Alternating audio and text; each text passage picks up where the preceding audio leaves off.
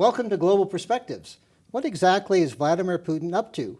For answers, we turn to David Satter, a Russia expert and the author of The Less You Know, the Better You Sleep. Global Perspectives with Pulitzer Prize-winning commentator John Bercia. Welcome to the show, David. Well, thank you. Now, you were not always a Russia expert. When you were a very young person, were you thinking at the time of studying Russia, or was that something that just happened?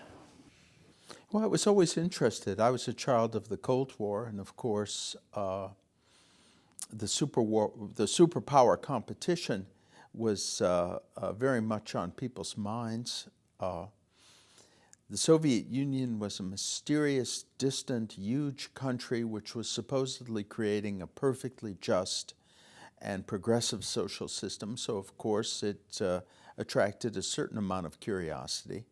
Beyond that, I went to a high school which, and this was very unusual in Chicago where I grew up, that offered Russian. It was really just a chance fact that a Russian emigre woman lived in the neighborhood and offered to teach Russian to the high school students. And I had a choice of 5 languages at that Chicago public high school.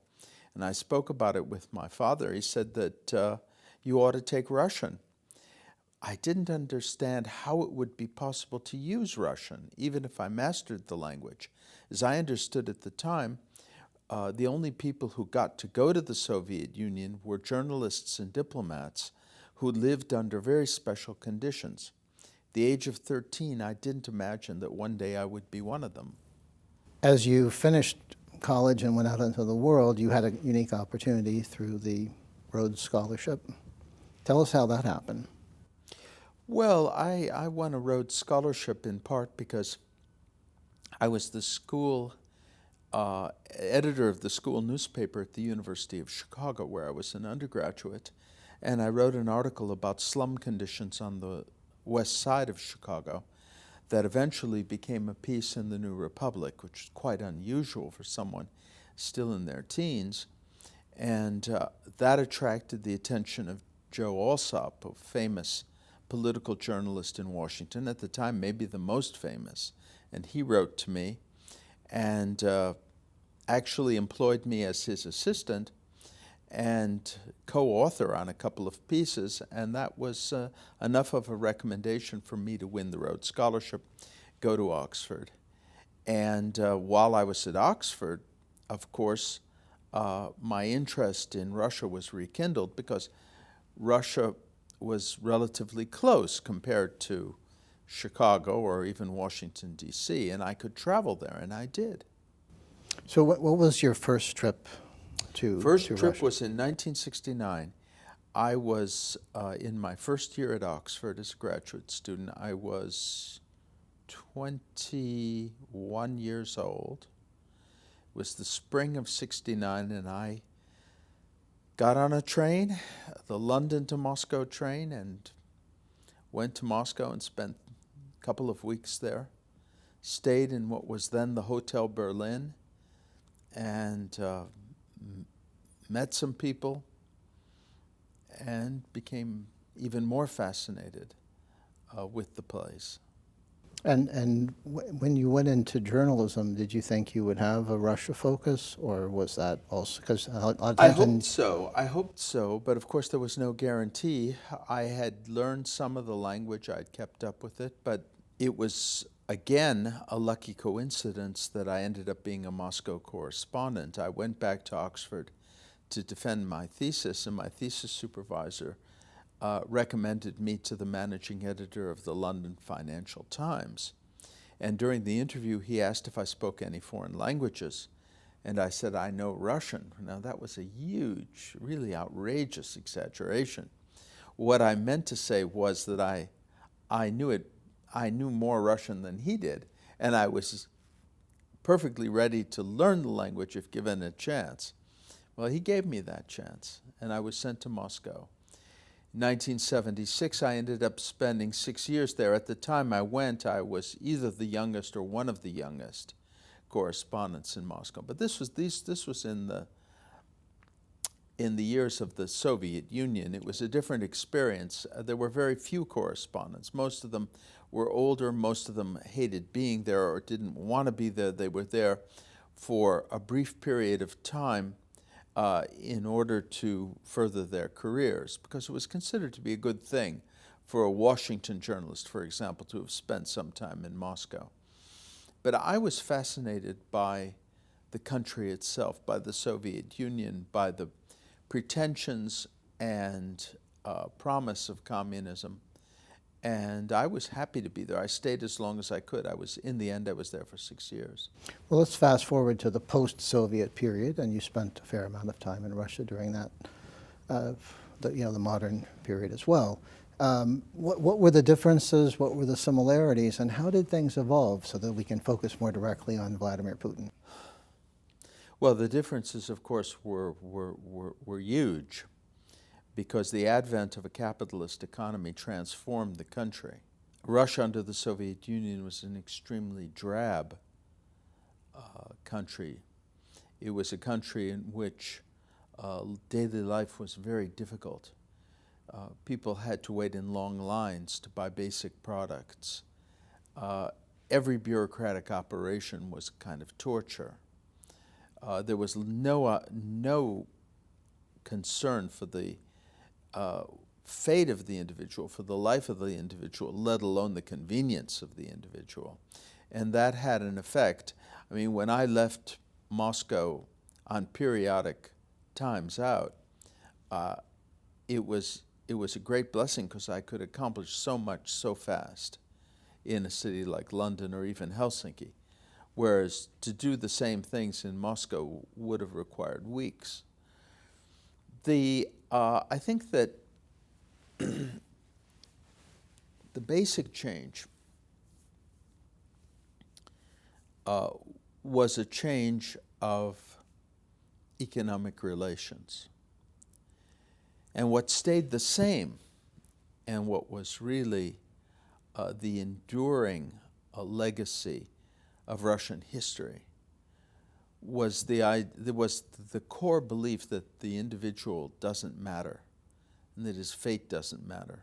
I mean, the communist system was willing to misuse people or even to kill them in huge numbers. The post-communist system was also indifferent to the fate of the individual. In both cases, there was no respect for or understanding of the meaning of the rule of law. And by that I mean a higher standard according to which society and politics can be judged. The only thing that matters is your side going to win? In your book, you mentioned the importance of the individual and the importance of truth. And it seems from what you're saying and what you wrote in the book that a lot of that is missing today. How did this happen? And if you could share with us the details of what led to your, was it an expulsion or? Well, expulsion. But how did it happen that Russia went from being a promising possible future democracy to an aggressor state and a dictatorship which employs terror against its enemies? I think that we have to look at the 1990s and the process through which capitalism was created in Russia. Basically, it was a grand exercise in theft.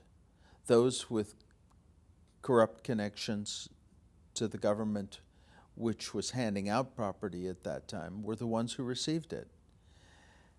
By 1999, with the country absolutely impoverished and wealth concentrated in the hands of a small number of oligarchs, a really very, very limited number of families and their hangers-on, the popularity of Yeltsin had simply cratered. And it was necessary to save him because the new elections were coming and the opposition was promising to revise the results of privatization and bring corrupt officials to justice. And that was done with the help of the apartment bombings in 1999, which completely changed the subject. Russian people were blown up in their own homes in the middle of the night in the terrorist act that is the equivalent for Russia of September 11th in the U.S. The Russian authorities said there was a Chechen trail. In other words, they hinted that it was Chechen terrorists who were involved, and that hint was enough to justify a new war. Putin was put in, who had been completely unknown, was put in charge of that war. The war was prosecuted successfully, and he was elected president. His first official act was to pardon Yeltsin for all crimes committed while he was in office and assure Russian society that the results of privatization would not be reconsidered. Well, once all that had happened, it's not surprising that Putin, who came from the FSB, which is the successor organization to the KGB, would set about enforcing the complete control of the society by the FSB, and step by step, that's what he has accomplished. Mm-hmm. So, how did this affect you and your work, especially as you were conducting research for your latest book? Well, for a long time, it was the policy in Russia to act as if what I was writing didn't matter, just to ignore it. And I think that their theory was that if they pretended that they weren't bothered by what I was writing, people would not take it seriously. And to some extent, that's what happened. Russians who investigated began to be killed one by one, but I was an American citizen. And Americans are oftentimes very superficial in matters involving Russia. The Russians could see that I was not getting very far in alerting Americans to what had really happened. And they drew the judgment, fortunately for me, that there was no point in taking any action against me, better just to let me write what I wanted and to give the impression that I was some type of conspiracy theorist. But then in late 2013, November, December, the Euromaidan revolt broke out in Ukraine. And the limits of Russian tolerance, official tolerance, began to narrow. And I was expelled from Russia in December 2013. And a whole series of repressive acts took place afterward. I was kind of what the Russians call первая ласточка, which means the first sparrow. At the time I was expelled, the Moscow Times wrote that it wasn't surprising that I had been expelled. It was surprising that it took so long.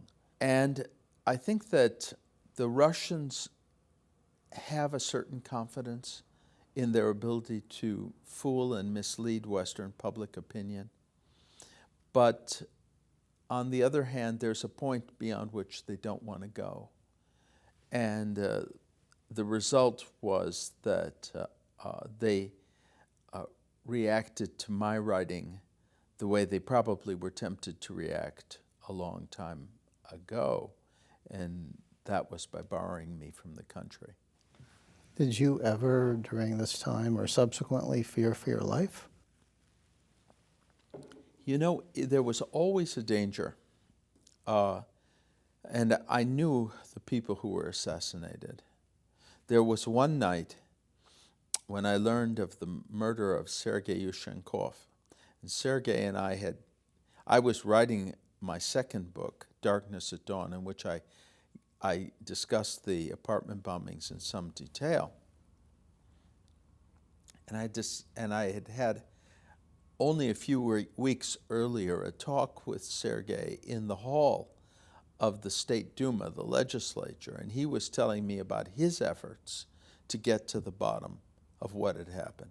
Then was working late one night and I got a telephone call that he'd just been murdered. Of course, under those circumstances, I realized that we're doing basically the same things. It's just our passports are different.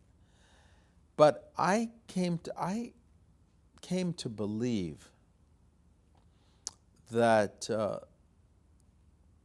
it would be too costly for the Russians to take some action against me.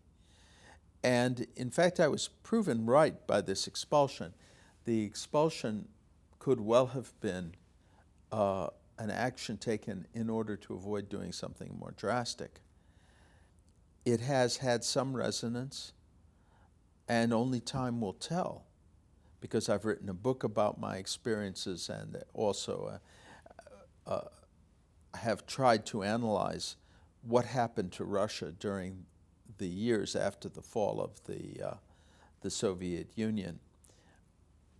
It will take some time before we really know to what extent even that limited action that they took has had adverse consequences for them by diminishing the credibility, for example, of their denials of involvement in the apartment bombings.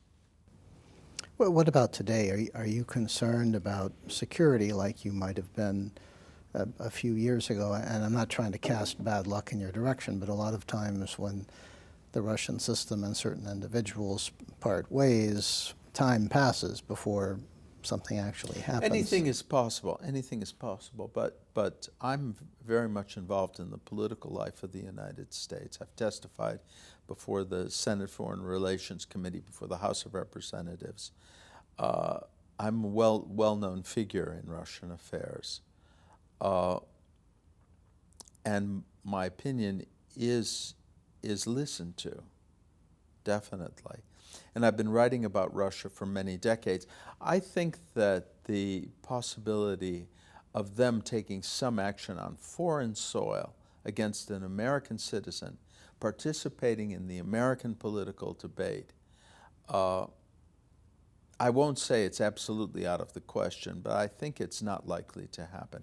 It's a different matter in the case of those Russians, for example, who had worked for the security services, for example, Alexander Litvinenko, and were using that information in order to discredit and undermine the security services, quite rightly, in fact. But in the eyes of the Russian authorities, someone who does something like that is a traitor, whereas someone like me is an enemy in their eyes, not in mine, by the way. I don't consider myself an enemy in any way of Russia. But the concept of an enemy is familiar to them. They understand that there is such a thing as an enemy. Enemy never pretended to be something different than what he was. They understand that they themselves are enemies to certain people. And that's a concept they can deal with. What I think is more dangerous is someone who they felt was working for them, who benefited from their association with them, and then has turned against them. And in that case, they're looking at someone who they regard, rightly or wrongly, as a traitor. And under those circumstances, the hesitation to carry out something on foreign soil might be a great deal less. I think you've helped our audience members understand how Russia got to where it is today, but what is Putin ultimately up to? Do you have a sense of where he might be trying to take the country over the next 5-10 years, and how does that affect the opening of Russia that occurred after the end of the Cold War? I don't think that he has any great grand strategy. I think his goal is self-preservation. This is a person who, along with the members of his entourage, has accumulated vast personal wealth and almost unlimited power. And his concern is that be preserved. And I think that the foreign policy of Russia can be understood in those terms. If you look at the invasion of eastern Ukraine or the annexation of Crimea, these were distracting maneuvers intended to take people's attention and turn it away from the way in which they're being misruled, and above all, to confuse them about the real lessons of the Euromaidan revolt. Because in a country like Russia, where the principal levers of power are all controlled by the regime, the only way to overthrow the regime is through a vast, self-organizing, spontaneous, maybe nonviolent, popular revolt, such as the one that took place in Ukraine. That's a lesson that the Russian leaders don't want the Russian people to learn. And if the way to distract their attention is to declare a war, then they're perfectly ready to do that. And that's what they did in the case of eastern Ukraine after the more or less bloodless conquest of and annexation of Crimea. Well, what about the perceived saber-rattling vis-a-vis countries that are outside of the traditional area of Russian influence? Is that all talk designed to preserve? Which saber? What saber? Well, the rhetorical. The claims that we're going, that we're going to use nuclear weapons, or that you'll be a target of our weapons, or we'll target or aim our weapons. I think it's. I think again, it's intended just the way the North Koreans operate to gain maximal strategic leverage, so that the West will be worried, Western society will be worried, there'll be conflicts between Western society and Western governments, between the intelligence services and the government, and the reaction will be that people in the West will have a greater tendency to give Putin the benefit of the doubt, in order to, quote unquote, defuse tensions which the Russians are responsible for creating. To what extent is Putin trying to ensure his own personal health and well-being and that of the family in terms of safety and security after he's gone? Because a lot of people don't realize what a danger Yeltsin and his whole family and friends and circle were in at the end of his presidency. Well, they don't realize it in the U.S., but people in Russia were well aware of it. And as far as what he's trying to do, what Putin is, I don't think this is not a person who has any plans to give up power, and it probably would not be safe for him to do so. He's up to blood too deep to really just hand over power and assume that no one is going to raise questions about the things that he did. Is there anything he's capable of doing that we should know about or worry about? Capable? Well, we can judge by what he's already done. I mean, this is a regime which, according to the evidence, was ready to kill hundreds of random people. Not political opponents, but just random, ordinary citizens with no political role, just happened to be sleeping in the wrong building one night in order to come to power. This is a person who almost certainly gave the order to open fire with flamethrowers on the gymnasium of school number 1 in Beslan, which contained hundreds of parents and children, many of whom, of course, were burned to death. So, what he's capable of doing, he's capable of starting a war in eastern Ukraine on phony pretenses, and even though that war has already cost about 10,000 lives. So he's capable of doing quite a lot. I think that what he may not be capable of doing is risking his own neck. And any action taken against NATO will carry within itself that possibility. Well, we're out of time, but thank you so much for joining us today, David Satter. Thank you. Thank you. And thank you. For Global Perspectives, I'm John Bercia. We'll see you next time.